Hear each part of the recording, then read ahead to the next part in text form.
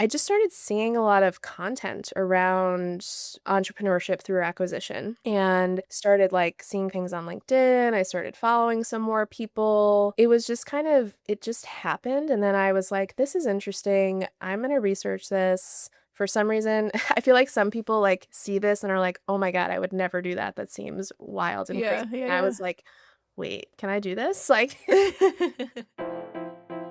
Welcome to In Her Words. This podcast is for women navigating through change, career, identity, motherhood, and just figuring out what's next.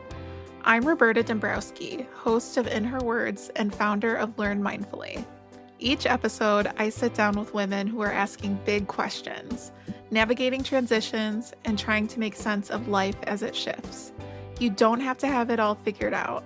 You just need space to be real. Let's get into it. With me today, I have Mary Brown. She is the co-owner and chief operating officer of Your Therapy Billing, an insurance billing company supporting small and mid-sized therapy clinics. Welcome, Mary. thank you. Happy to be here. I'm so excited to have you on and catch up on all the things. We met over 3 years ago when you were a researcher at LinkedIn. Seems like many lifetimes ago. Yeah, for sure. I'm curious, what was your experience in corporate and as a user researcher like? Yeah, I mean, I'd say lots of great things. I really thought I was going to be the type of person working in corporate America forever and, climbing that ladder and, getting to leadership levels and all that stuff. And it's funny how events just lead to different paths. I think like after, around, it was probably around 3, maybe a little over 3 or closer to 4 coming up on the spring when all those layoffs really started to happen. And I feel like there was just such a big landscape shift that we saw in UX research, design, tech. We're still seeing it today. And that just like really started to lead to a lot of questions around the stability of the career path and what it looked like. And, is this something that can be sustained long term? And after being laid off once, like I was lucky enough to find work at, LinkedIn and Pinterest, but it was all contract. I was having a really hard time finding full-time roles, and long-winded way of saying had a great experiences, worked with amazing people. I think like, people in UX and design are some of the smartest people I've encountered, so creative, so thoughtful. But at the end of the day, I think that there's just a lot of still question marks around like how do you ensure that this is something that can kind of withholds many, many years of a career? And I was starting to doubt that. Yeah, absolutely. And I'd say like you feeling that 3 years ago and then to this moment, it's still happening. I read some statistics that said just last year in 2025 that it was like 1.5 million women have been laid off from the Oh my workforce, God. which is staggering numbers for sure. It sounds like a huge thing that you were looking for was stability within the path. Yeah, I think especially when you and I first met and started connecting, it was like, how do I kind of I think one of the things I was struggling with was like, how do I just have a bit more ownership of like what the future looks like? And, how do I kind of just feel more confident in like the path that I'm creating for myself? And when you start dealing with layoffs and unsure of what the next 3 months, 6 months is going to look like, that it starts to really become hard to envision that. So yeah, I was definitely struggling with that a lot, especially I think when you and I first started chatting. Yeah, I think that one thing too, like work is one component of our lives. And then when it becomes destabilizing, it tends to kind of seep out into other areas too, where it makes it difficult to plan like a vacation or time or friends and family. And so there's just a lot of unknowns. Yeah, I think I had just moved back from Chicago back to the East Coast as like a way to try to find more opportunities that were going back into the office and just more opportunities in general based out of New York. And then all these like I got a job and then was like laid off 7 weeks later. And then I was like, all right, well, this isn't going how I anticipated. So to figure it out. I mean, I really was very lucky in like finding things. I wasn't unemployed for very long, but again, it was still like for LinkedIn, I was ended up being there for 18 months, but it was all these like 6-month contract. And I was like, there was just never any reassurance that it was going to be longer term than that. Yeah, yeah, absolutely. I'm curious when you were doing the contract work, it sounds like you felt the uneasiness of like, is this contract going to be renewed? What's going on? How did you end up in entrepreneurship? What was that journey like? Were you kind of exploring that along the way? Yeah, that really, when did that start? Really digging into and pursuing that started about 2 years ago, I'd say. And so it was while I was at LinkedIn, kind of coming up towards the end. And I knew at 18 months that it was going to be that they weren't going to be able to renew after that. And they also didn't have any full time roles open. So it was kind of like, all right, it's pretty clear I'm going to have to move on. But then also, not to bring a downer into the conversation, but my mom passed away in the fall of 23.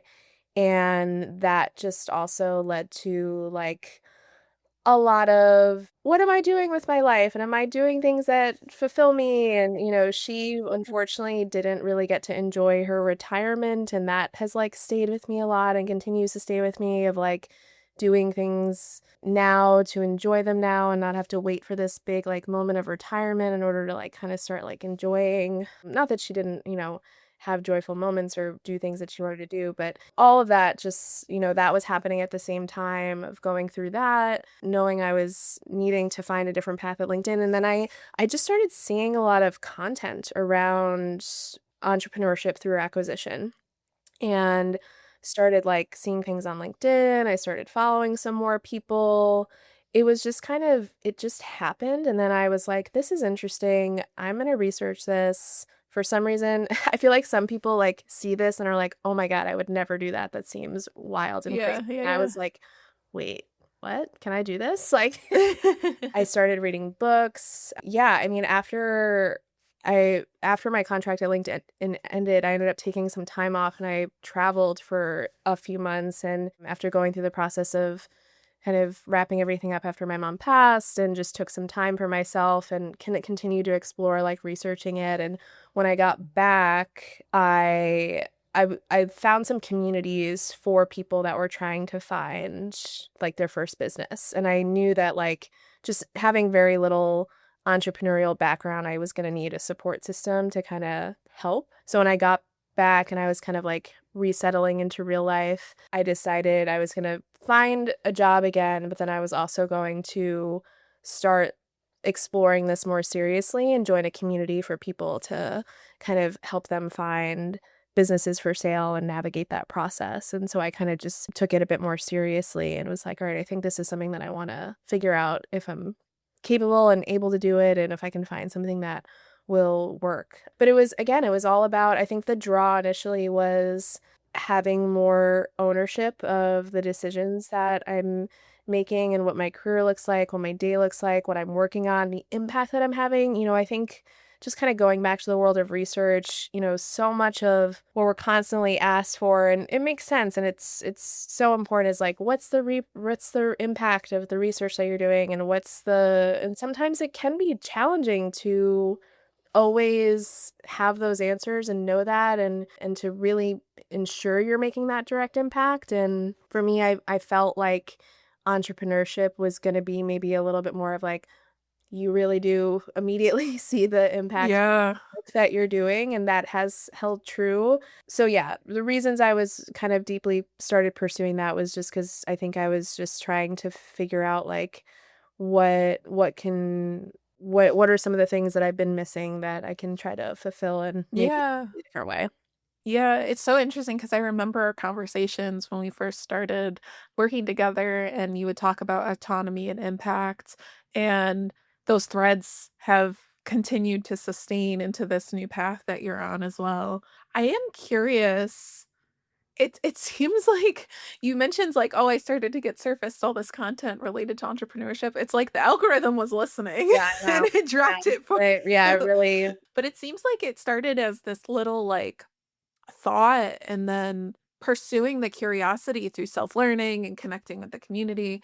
I'm wondering if you can talk a little bit more about the community aspect of it. What type of community did you end up joining? Was it like a chamber of commerce or anything like that? No, not exactly. So, they're in this space like ETA, acquisition through entrepreneurship. There's, started to be like quite a number of like bigger influencers and people talking about it. Cody Sanchez is a big one out there. The guy that wrote Buy Then Builds, Walker Dybel, like he's another big person in this space. And so these people that have gone through this path of like buying businesses and kind of creating these like called holdcos of companies that they now own started, sharing how they did it, their experience, building, communities. And then that's what like a lot of these folks started building communities to help others go through the process and like share their learnings.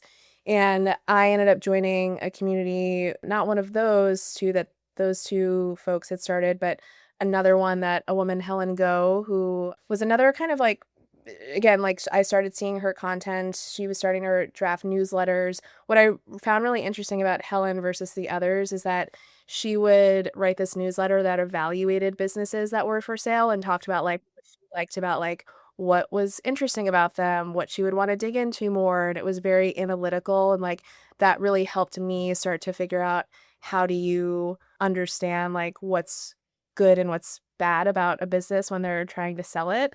And so I was drawn to her from the get-go just with the type of content that she was putting out. And she, started this community again for people trying to go through the process, and just what they were offering just was a bit more compelling than some of the other ones that were out there, and just kind of took a leap of faith and ended up joining it. And it was, I don't think, I talk about this a lot for people that reach out to me asking about my experience. Like there's no way I would be here if I hadn't joined that community. Like so many resources, so many just like other people going through similar things, the advisors, the people that have gone through this and have the experience to share knowledge. Like there's no buying a business is a crazy thing to do.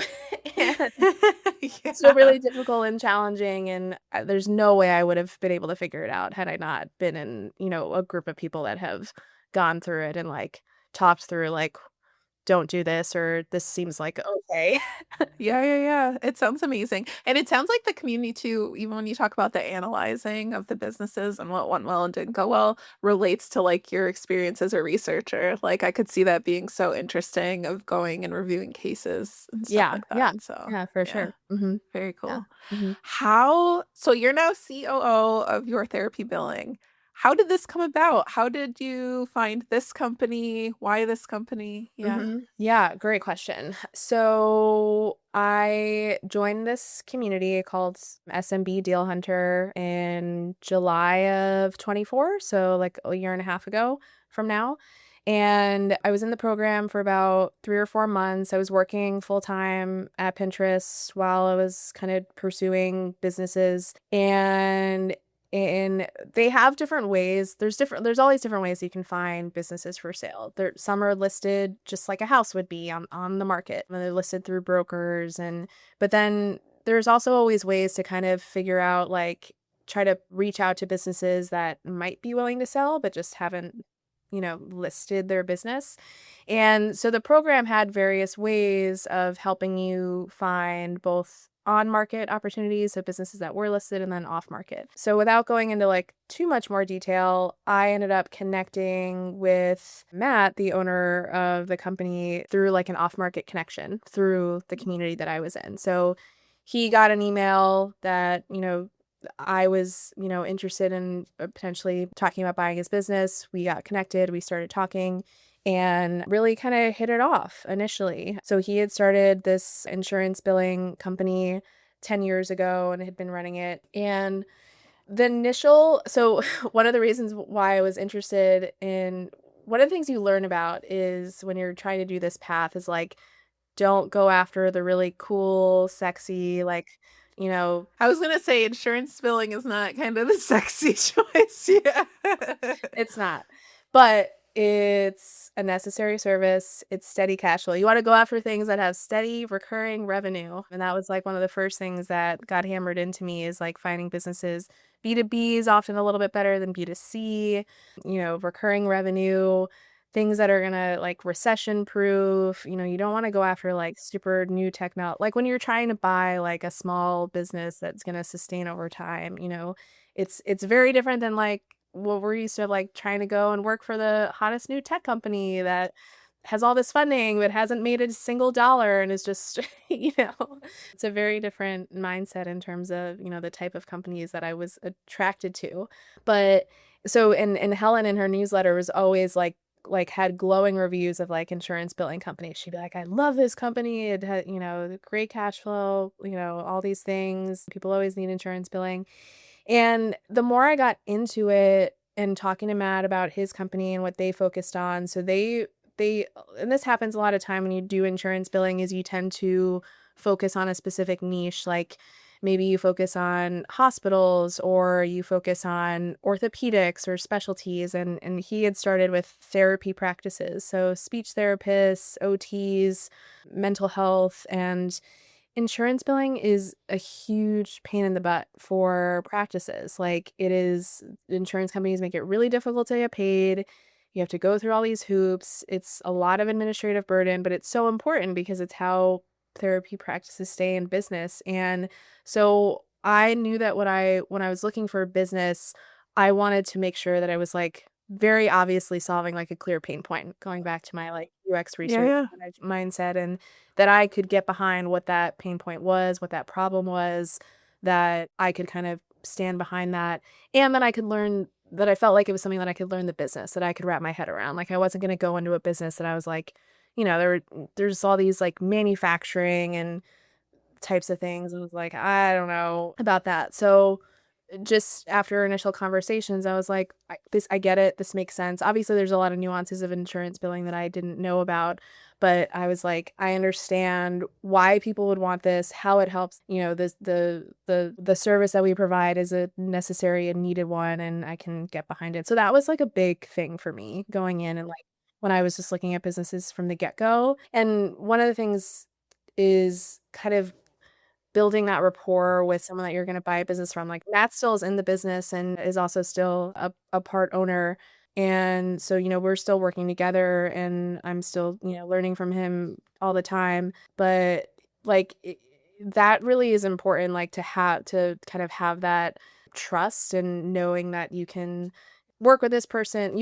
I think it's really important. Like, even if you don't end up working with them in the long run, like knowing that you could work with someone Yeah. business you're buying is a really important part of the process. So, Yeah, I'm sure there's knowledge transfer and just like you want to speak the same language as the same person. Yeah, yeah, absolutely. I'm curious because you mentioned that your business owner is like the co-owner. He's still involved in the business. Acquisition, like for folks who have been through it, can be very politically involved. There's a lot of emotion, ego, all of that. How has that happened? Because you're coming into the business as an outsider, but someone who cares deeply about the space, wants it to do well.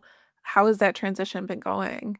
yeah, it's been honestly, from my perspective, pretty good. Like, one of the reasons that I have like a COO title is, we didn't want to like ruffle too many feather. Like Matt is the CEO and, has been. And even with me, the conversation was I'm coming in as like a new partner. And, kind of that was how we explained it both to the team internally, but then also to our customers. And we didn't I felt really strongly about like not wanting to like ruffle too many feathers or make it seem like there were all these crazy changes happening at first.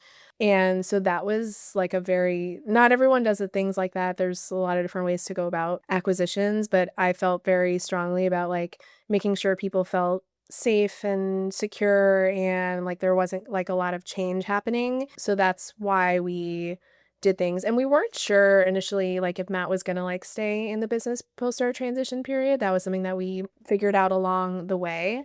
But I would say I tried really hard again to just sit and learn for the first few months. Like I made no major changes. I was just a sponge. Those first few months were literally some of the most exhausting of my life, trying to like learn 6 to 7 different jobs all at once and just building like rapport with the team and just kind of getting to know them and not like coming in as like this new, all right, we're making all these big I didn't even know what changes would or should be made, you know? I'm just trying to learn how things operate and how we do the work that we do. Same with clients, just started trying to get to know them. So to me, I think that was a good way of like trying to kind of sustain the peace and not really rock the boat in any way. Was just reassuring that this is meant to be a positive and to help us grow and to help us get new clients and to expand. And it's not really meant to like all your jobs are now no longer relevant and all this stuff. So it was about listening, learning, sitting back, and just getting to know the functions. Yeah, yeah. It sounds like your experience as a researcher probably benefited you in that environment because a lot of the research work is rapport building, the trust. Yeah, yeah. Yeah, I hope so. Yeah. What was like you essentially were going from like an individual contributor contract type role to now business owner. What surprises, what's been like the biggest transition for you personally? I've thought about this a lot. I had like an aha moment a couple months ago because I was like constantly being like, am I doing a good job? Like, am I doing like am I the validation of like is how you get validation is it so different. And like there's no one like doing performance checks with you or like, figuring out like this is what you got to work on. This is what, that's all internal of like I've had to come to realize that the way that I need to evaluate my performance and again, this is something that is not set in stone and there's probably lots of other things to include here, but at the end of the day, it's is my team happy? Is my team supported? Are my clients happy? Are my clients supported? That's how I need to kind of like consider my success. And that's so different than being in an individual contributor role. And so that was a big learning and a big shift for me of like constantly being like, am I doing am I doing a good job? And I was in the beginning. I don't really do it anymore, but I was kind of going to Matt. I'm like, am I doing okay? So that's different. And just, you're the what we're used to this like performance cycle and these reviews and how you trying to set yourself up for success for a promotion and getting ahead and when you're doing the small business run are you growing your clients, are you improving your profitability, how are you doing it, are you bringing on new team members, are you keeping them happy? It's totally different set of things. Yeah, absolutely. And I like what you said about the am I keeping my teammates happy, my clients, and then employees. And then also, I feel like there's a component of like, am I happy with the work that Sure. I'm doing Yeah. too? Yeah. Yeah.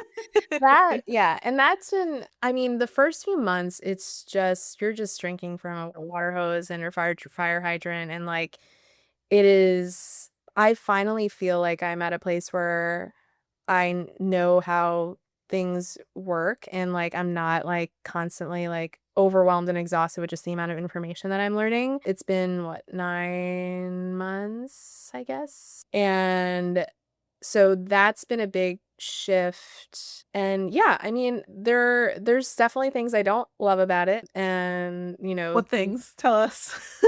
um, I mean, so w- one of the big things, and this is a constant struggle when you're like going into small business and how small you buy, is how involved in the day to day are you going to be as the owner, operator? And there's a lot of different philosophies out there. Some people are like, don't get in the day to day. You will get trapped in the weeds, blah, blah, blah. Yeah. But for me, as someone at the size business that I bought, and also not having owned a business before, not having this like operator experience, I felt it was important to get involved in the day to day to learn the business and to understand like how to eventually make strategic decisions, how to, improve our sales and marketing. I was like, You have I a gotta learn reference how to do point. the work. Yeah. Yeah. So I am at this, interesting inflection point where we have been able to grow. We have been bringing on new clients. I've been taking those on as like an account manager. So I am like one of our account managers and, onboarding new clients in addition to, kind of all the other stuff that comes with owning a business. And it's getting to a point where I need to pass that on to someone. And, it's like the constant question of does the cash flow support a new hire? Like that is like those conversations of when am I comfortable like spending money that maybe isn't really there yet? Because the revenue cycle of this work, you bring on a client, but it takes a few months before you really start to see that. So you're working before you're really seeing the income from that. So that's been a challenge of just like trying to figure out like I want to pass off this work. I will eventually hire someone. I probably should have done it 2 months ago. I do definitely go through moments where I feel quite a bit overwhelmed and just have a little bit on my plate. But again, it's the nature of the role, and I kind of knew that that was going to be the case for the first, year or two, maybe even 3 years, where I was going to have to be putting in the time and energy and, like, really getting into it and getting to know it. Like, I can't imagine any other way. Like, I just don't like now I need to elevate myself out a little bit more, and it'll take some time to get there, but that so with that, that's been a little bit of a challenge of just kind of I'm doing a little bit more of, like, yeah, data entry work sometimes. Yeah. I would Y- prefer not to be. Yeah. Yeah, yeah, yeah, absolutely. Something it's a common thing that I hear from founders about it's essentially what we're talking about is energy management and where are you spending your energy within the business itself. I'm curious because you touched on your mother's experience of not hitting retirement and being able to enjoy that time. What does life outside of work look like for you? Do you feel like you have good work-life balance, or is it kind of first 3 years you're fully in the business? It varies. I would say I'm trying really hard to set some boundaries. I really, really try very hard to set solid boundaries with the team. Like I never have any expectations for them to be working like beyond like a 9 to 5 schedule or, things like that. So, and like as someone that would get anxious when things like this would happen, like I don't really send like emails late at night or, on Yeah, weekends or I'll like schedule sends and I try to be very, very conscious of that. It ebbs and flows. I am in a good period right now. Like I play pickleball. I play like 2 or 3 days a week. I've been good about like working out and strength training as you're supposed to be doing as a woman in your 30s. I'm not like working 12-hour days, 7 days a week. I try not to work a lot on the weekends. If I work, like, really, I don't work on Saturdays. Occasionally, I'll do some stuff on Sundays. And during the day, like, it kind of depends. Like, sometimes I'm able to, have like a pretty normal day. Other times, I do work like 12 hours. It really just, there's always work to be done. I could easily be working more. I probably should be working more than I actually am, but I am trying to have some semblance of a life outside of work. amazing, amazing. Not all founders can say that. Not all entrepreneurs can say that. Yeah, So, I think it's partly just my mindset. Like especially in the beginning, again, going back to just like the mental load of like learning everything all at once. yeah, Like I would get to a point at 5 or 6 where I literally couldn't yeah, process or think. do anything else. Like that is not really the case anymore with just that, mental load exhaustion. But I was like, I should be doing more. I should be like learning more about this or figuring this out. And I was like, I physically can't. Like it just became so, you know, p- good for the people that can do 12-hour days, 7 days a week. Like I am not built that way. I don't think they are either. Yeah. Something's letting them do it. Yeah, but if like there was something where I had to take care of it Tuesday night and it had to get done and I, had to cancel a plan in order to do that. So things come up, but that's not a regular occurrence. Yeah. Yeah, that's amazing. Looking back over the last few months, what's been the biggest surprise with the transition? I mean, what I talked about with just kind of like the sense of validation was a big one. I think, oh, what's interesting is I never really had a like worked in sales before. And now a big part of my job is sales, like is getting new clients and getting them onboarded and, speaking to the value that we offer and just trying to grow our business. And I really like it. I've been surprised at how much I enjoy sales and like getting a new client and closing a deal. And I think that goes just back to kind of like seeing the true direct impact. Like there's nothing more direct than like, all right, this is going to impact the revenue in this way. And that's been really nice and just surprised that I didn't really expect was kind of how much I would enjoy that aspect. And obviously when sales don't go well or like when you have not great calls, like that's not great, but it's just this whole part of the process, how much I enjoy it and would like to spend more time on it has been a surprise. Very cool.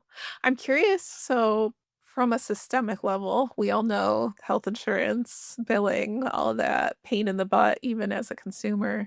I'm curious, how has that gone for you? What's your perspective of like insurance companies now that you're on the other side? You're helping these providers, therapists, yeah, with support. Not more positive than it was before, that's for sure.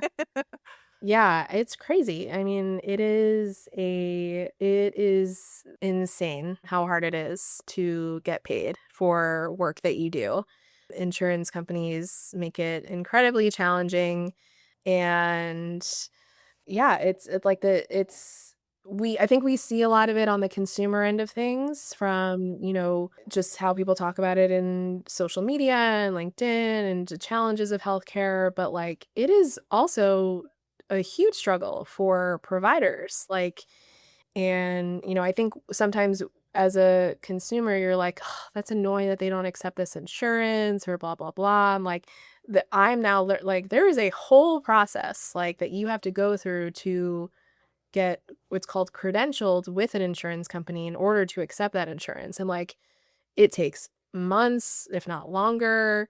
The reimbursement rates vary significantly. There's a lot more to like whether a provider accepts or doesn't accept an insurance. And I think like we just kind of take for granted. And insurance companies could care less about whether a therapy clinic or any providers like keeping their lights on or paying their bills, Yeah.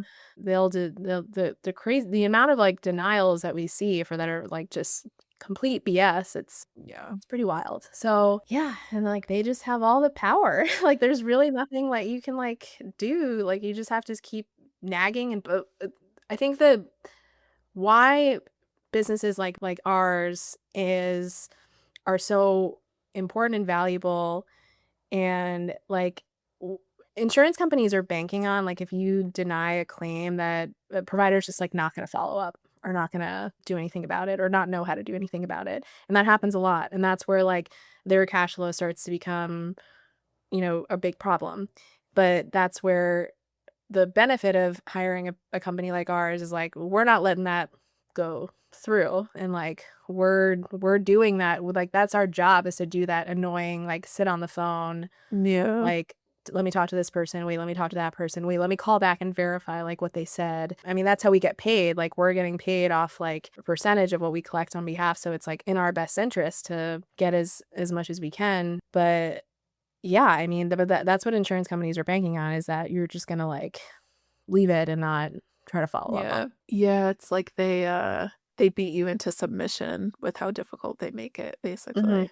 Yeah, I mean, I've seen a lot of therapists say I'm only doing private pay just because they want to opt out of the insurance stuff, which is unfortunate. So, It and that can work, but it also depends on geographically where you base, what's your, what type of service you're providing, and also like that's not every that like our health our system won't work if everyone moves to private pay. Like, yes, it can work and it can be a way that people stay, especially with certain mental health specialties or certain types, but it can't be the For only everyone. way for everyone, Yeah. the way Yeah. that our system is now.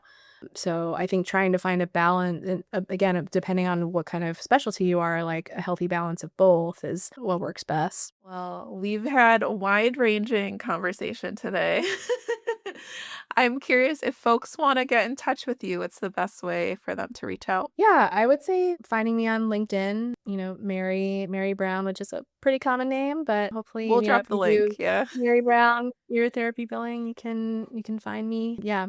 I need to start kind of getting more out there and, posting more just about my journey. And I kind of kept it quiet for first couple months just during the whole transition and wanting to not just start like spewing out things that I didn't know what I was Yeah. talking about. But yeah, that's probably the best way to get a hold of me. Amazing. Well, I feel like this will be an excellent step for you and cannot wait for others to hear your story and your journey. On a personal note, it's been so wonderful to see your transition from research to now entrepreneurship. And yeah, like I remember you talking about wanting to acquire a company and look at you. Like you made it happen. You're in it. You're fully in the business right now. So, yeah, it's really beautiful to see. Thanks. Yeah, I appreciate it. And definitely some of the coaching along the way helped kind of get me in the right mindset to be here. So appreciate it for sure. Yeah, absolutely. Thanks for being here. If something in this episode landed with you, feel free to pass it along to someone who might need it too. You can leave a review, subscribe, or just keep tuning in. We're figuring it out together. And remember, your story, your voice, your becoming, it all matters.